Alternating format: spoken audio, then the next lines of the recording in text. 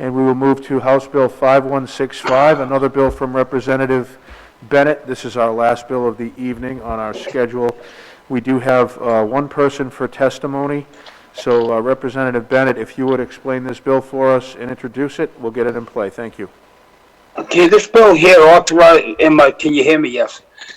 This bill authorizes emergency medical services providers to transport and provide, excuse me, to transport and provide aid to police dogs injured in the line of duty. This bill came to me when the officer in Massachusetts, Officer Gannon, him and his dog were serving a warrant, and the occupant of the home shot him, killed him, and then shot his dog. When the EMTs got there, Mr. Gannon unfortunately was expired, but his dog was still alive. There was controversy of what kind of help they could give that dog. But one of the policemen who arrived on the scene couldn't wait for their answers, and he transported the dog himself to the nearest hospital. And the dog lived. But what this bill would do would allow the EMTs to administer first aid to that dog. Oxygen, put pressure on a wound, transport them with an IV if they wanted to, or they already come with the oxygen that in case the dog's in a fire. But our police dogs serve us. They serve us as much as a cop does, and at the discretion of a cop. They're trained. They're very expensive dogs. They're highly trained, and when all humans are okay and they're taken care of, why not put that attention on that police dog? I mean, the military puts their attention on the military dogs when there's nobody else hurt. They will go out and recover their military dogs and administer aid to them. The EMT can request that a policeman accompany the ambulance to the animal hospital. I just think it's common sense that we take care of this animal. It wouldn't apply to my dog. My dog, I can't call 911 and say my dog's sick, bring him to the hospital. We can't do that. We can't bring him to a human hospital. We've learned a lot with COVID, how to clean an ambulance after that transport. Our chairman is an EMT. I hope he comments on this, whether he likes it or not. But I mean, it's a good bill, and it's something that we should do. I'm working with the K-9 officers now. I asked the K-9 officer right out in front of the State House. He was sitting there with his dog, and I told him about my bill. And he said if he had his choice, he'd send the dog first. And that's kind of, the animal lover in him. But you don't want to stop taking animals over humans. It's not the way we do things. But the canine people are behind this. I'm still working with them. I'm working with some veterinarians. The veterinarians I've talked to think it's great. But these dogs are highly trained service dogs. They're not just pets. But these officers love them because they protect them as much as they protect the dog. Thank you, Mr. Chairman. Thank you, Representative Bennett. I will make a brief comment. I am an EMT with the Woodstock Fire Department. We have on occasion, we do have equipment to render aid to animals that have been trapped or have succumbed to smoke inhalation due to fires while we are on scene. An animal's care will never overtake the care of a human victim. But I do believe that this bill does make a lot of sense. My question to you is, do you know if there are any is there any law that would prohibit, this is just allowing the emergency medical technician to go ahead and transport an animal if there is no other human victim that needs attention at the time. or if they have the proper resources. Is there any law on the books in Rhode Island that says that's currently prohibited? Meaning, if this law isn't enacted and we just decide to do that at a fire scene, is there an issue with that? I believe there is. I think, with this bill, we take the heat off the EMT.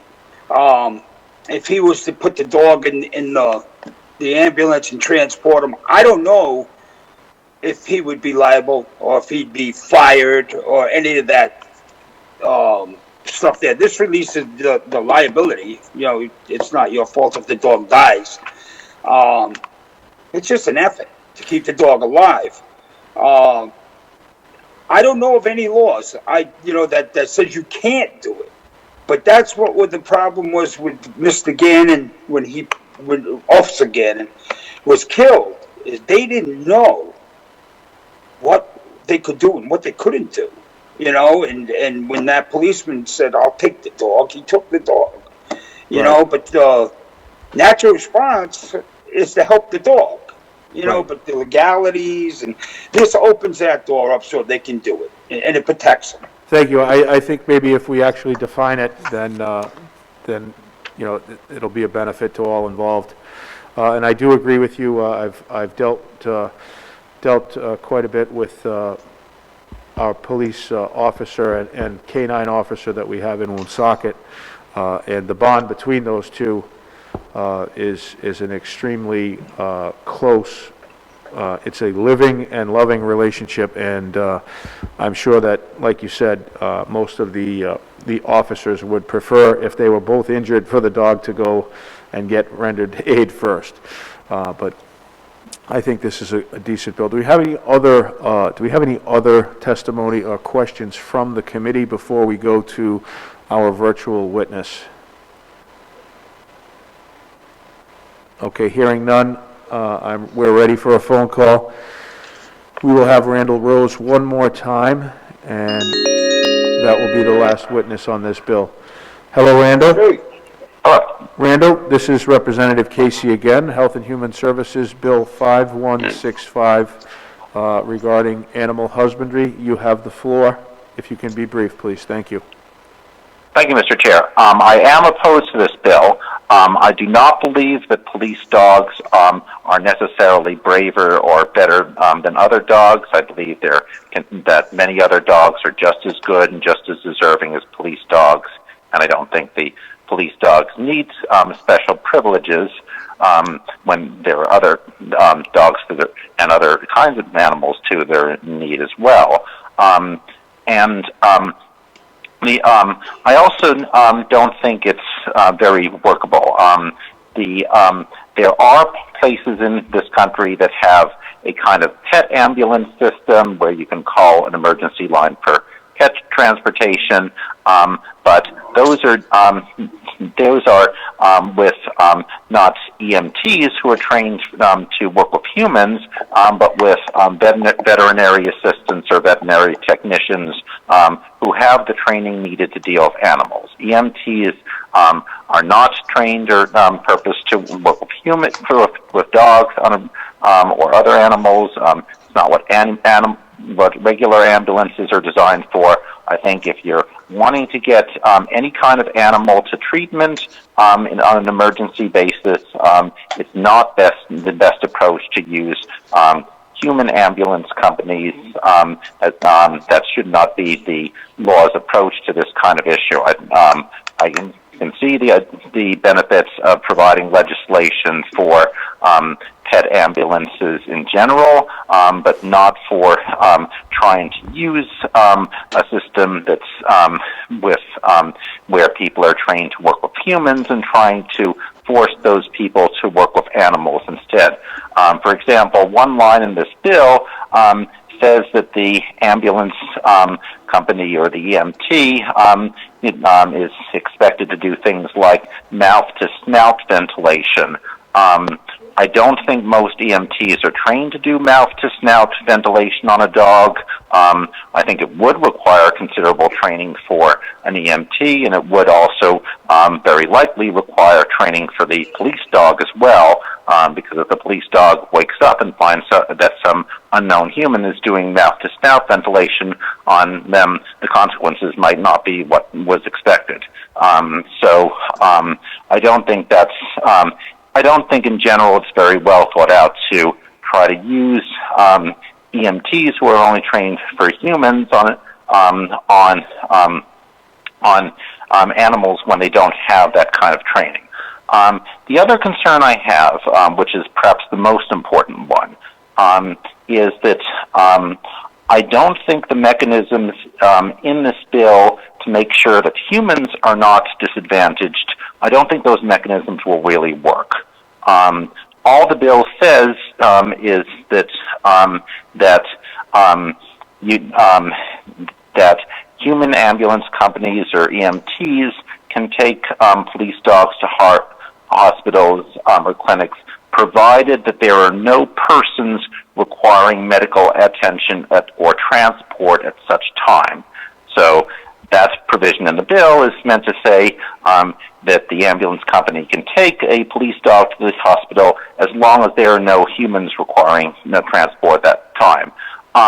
I don't think that's going to work, because what you've done there is you've tied up an ambulance for a period of time, and that means if there are humans who call 911 and need to go to a hospital, you've just slowed down the response time for that human. There's no way of knowing what kind of demand you're going to get from humans in the next half hour or whatever. There may be a surge in demand from humans. There may not be. In any case, when you've sent that ambulance to the hospital, that means that when a human in that area calls 911, there's no longer an ambulance that's as close. The next ambulance is going to take longer to get there. So inevitably, this kind of bill is going to lead to worse response times to humans. And because ambulance companies are first responders, they work with police that are other first responders, even though the language says that they may take the police dog to the hospital, because the first responders are used to working together, in practice that means they always will send whatever available ambulance they have, which is not out trying to service some other call. So they will send whatever available ambulance they have, and that's one less ambulance available for a human, and then some humans who has that as their nearest ambulance will not have as good a response time. So we got to face there is going to be a negative effect on humans, and the situation has, to my knowledge, has never actually been needed in Rhode Island. So I think in many ways this bill is just not a well-designed approach, and it's a problem that maybe is not one that's known to happen here. It's kind of hypothetical. So for those reasons, I think it is counterproductive, and it will have a bad effect on humans. Maybe we should be thinking about doing a pet ambulance system, because just like police officers want their canines taken care of, they say they would want their canine treated first, so do ordinary humans feel the same way about their own pets, and I don't see why the police officers' feelings should be served first. So it's better to recognize other humans feel the same way about their own dogs or other pets who are just as good and brave, and if we want to have a solution for police dogs, let's set up a pet ambulance system instead of something badly designed like this. Thank you. Thank you, Randall. Do we have any questions for the sponsor? Representative Potter. Thank you, Mr. Chairman. Start by thanking Rep. Bennett for introducing this legislation. I think at the bare minimum, it starts an important conversation. I disagree with Mr. Rose on the premise that there isn't any validity to prioritizing a service dog. In fact, a canine that is being used by a police department is in fact a public service, and in theory, it should take priority in an emergency situation. But my question for Red Bennett is there any concern at all regarding a liability that this might jeopardize a municipality to, understanding that many EMT and EMS companies are privately owned entities. In the event that a dog has been injured, certainly could be subject to react in a way that could injure an EMT.